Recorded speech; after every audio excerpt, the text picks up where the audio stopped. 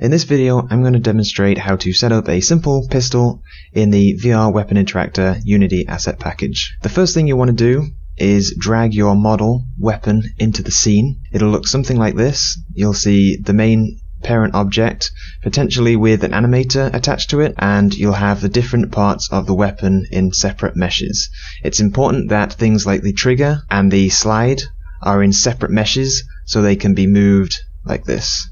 If they can't be moved separately, then the mesh isn't going to be set up correctly for the weapon interactor. If you would like the weapon you're setting up to have moving parts, then they have to be in separate meshes for that to work, like this weapon is set up now. The first thing you want to do, once the weapon model is in the scene, is open the VR Weapon Interactor button and set up the weapon wizard. Weapon wizard looks like this, and the gun model is just asking for the parentmost object.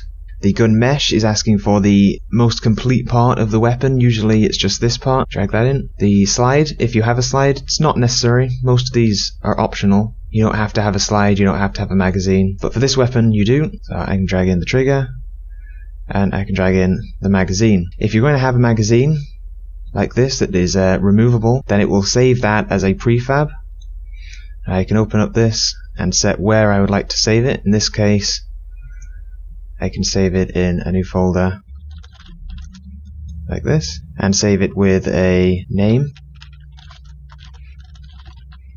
and save it with a magazine ID. The magazine ID will stop this magazine from being put into a different kind of weapon, and then just click setup. You'll see that it has added a few box gliders and a rigid body and a bunch of scripts to each individual object. At this point you should be able to pick up the weapon, but you won't be able to shoot it or hold it correctly. Once you've gone through the weapon wizard, the next thing is going through these 4 tabs and going through bit by bit and setting up what you can. So the first thing, you can mostly ignore weapon position. The next part is weapon held position. This opens this window. Every interactable item in the weapon interactor can have this held position window, use the same window. You can set up the position for the Steam VR controller and for Oculus Native, which have 2 different kinds of controller spaces, so they're done separately. When you click that, it will instantiate a reference controller. You can then position your weapon relative to that controller. You can use the select controller button to select the controller, and then select item button to select your weapon relative to it. In this case, it would want to look something like this. You can hit save, and you'll see that it's filled out the parts. Now you want to set up Oculus if you are on Oculus Native. In this case, it's a slightly different rotation, something more like this. Generally speaking, you're just lining up the trigger on the controller with the trigger on the gun and pointing it in relatively the same direction, and hit save on that. Now it will be held correctly on Steam VR and on Oculus natively without having to actually switch. Here at the top is a little toggle. You can click this and actually set the left and right hand positions separately. So now I've unlinked them. The left hand will act correctly how you'd expect it to, but the right hand is still set to default. So if I instantiate this again, you now have some extra options, and I can toggle between left and right hand. So now that I've separated them, the left hand is how it was set up, and the right hand would now look like this. And so I could, for example, have it only in the left hand show up just to the side, something like that, if I wanted to. But for now, I'll just keep them linked, and then you can save left and right separately. Okay, with held position set up, you can do a second held position for this pistol. We'll ignore that for now.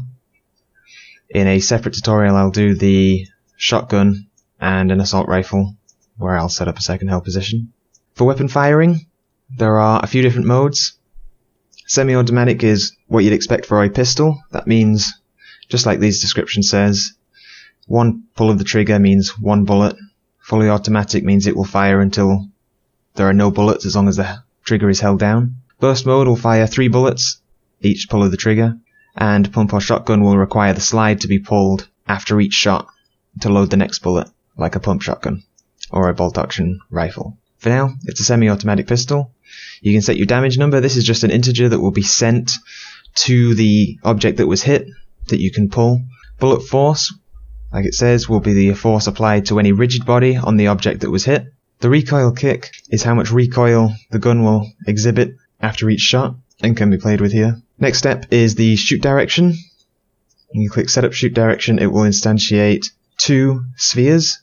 You can grab both of these and move them together to the end of the gun, then just grab the direction and drag that forward. And you'll see the bullet will instantiate here and go in this direction. You can set this to be a single shot like you'd expect for a pistol, a shotgun spread, and you can see here in texture array it will show what it looks, what it'll look like in a single shot. It'll be in a straight line. In a machine gun it will basically be like the shotgun but only one at a time. We'll go with single shot for now and save that, and you see that it's filled in the information. Next step is damage raycast layers. We can ignore this for now, but if there are triggers in your scene that you want the bullets to ignore, then you can add them to a layer and then specify that layer here. Ignore raycast layers. If it's set to true, then it will ignore anything on the layers specified, so it will ignore this layer. And if you set it to false, it will ignore anything on the layers not specified, like this. It will only hit things with this layer. Play animation on fire. You can give it an animation object and it will just press play and reset every time the weapon is fired. It can be used to animate parts on the weapon. The hovers is a list of mesh renderers that will trigger the shader to change. You can also specify it to be a material change if you would like. The shader change by default will use the default material and shader and then change to unlit texture by default, so you don't have to actually mess with this, but obviously you can. For this weapon we have one mesh here, but we also have these other meshes that will actually want to be there, so we can change this to be 4, and then after each line we can drag in the hammer, the slide and the trigger. So now when you hover over this weapon, all of its meshes will light up to show that it's interactable. You got 2 sounds here, an enter and exit. We can leave these blank, but this will play when you hover over and this will play when you move your hand away. You can just specify one of these or none of these. Bullet decal prefab. We have an example prefab. This one. This looks like this. This is just this. As the prefab, it's just a quad with a destroy in 5 seconds script attached to it. So it will spawn, instantiate on the wall with its forward vector facing the wall and then disappear in 5 seconds. The alternative to just the straight decal is to have the decal changer script, and this script will allow you to change the decal depending on what is hit. How this works is you have a default decal that will be used if it's not specified here. If it is specified here, we have a list of tags. The respawn and finish tag, an example of that is on these two. This is tagged as respawn and this is tagged as finish, whereas the rest are untagged, which means if the decal changer is used on the weapon and it hits either of these two, it will use these 2 decals. This decal if it's respawn, this decal if it's finish. They line up, and this uses this texture and this uses this texture, and this is just the standard bullet texture. For now we'll just use the default bullet decal texture.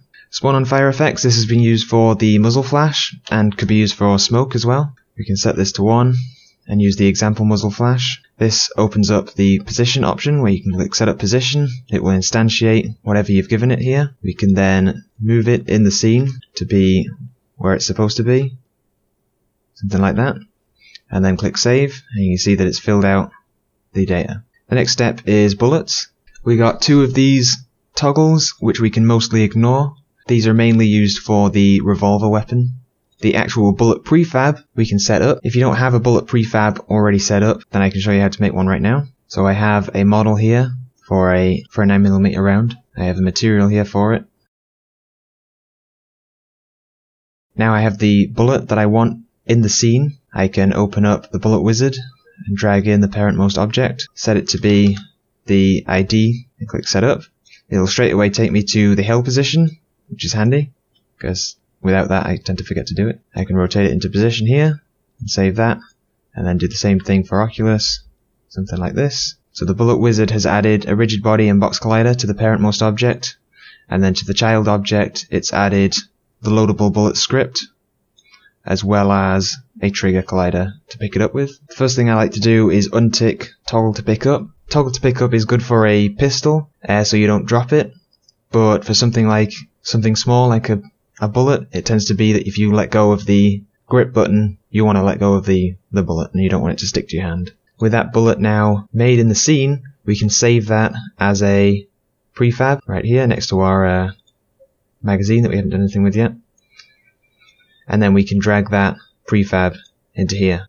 For the spent casing, you potentially have a different mesh for it, like this. The spent casing is a lot simpler, just adding a rigid body and a box collider manually. So if the box collider doesn't wrap correctly, a little trick you can use is to remove that, switch to the child object, put a box collider around that. Because that has a mesh, it will size the box collider correctly.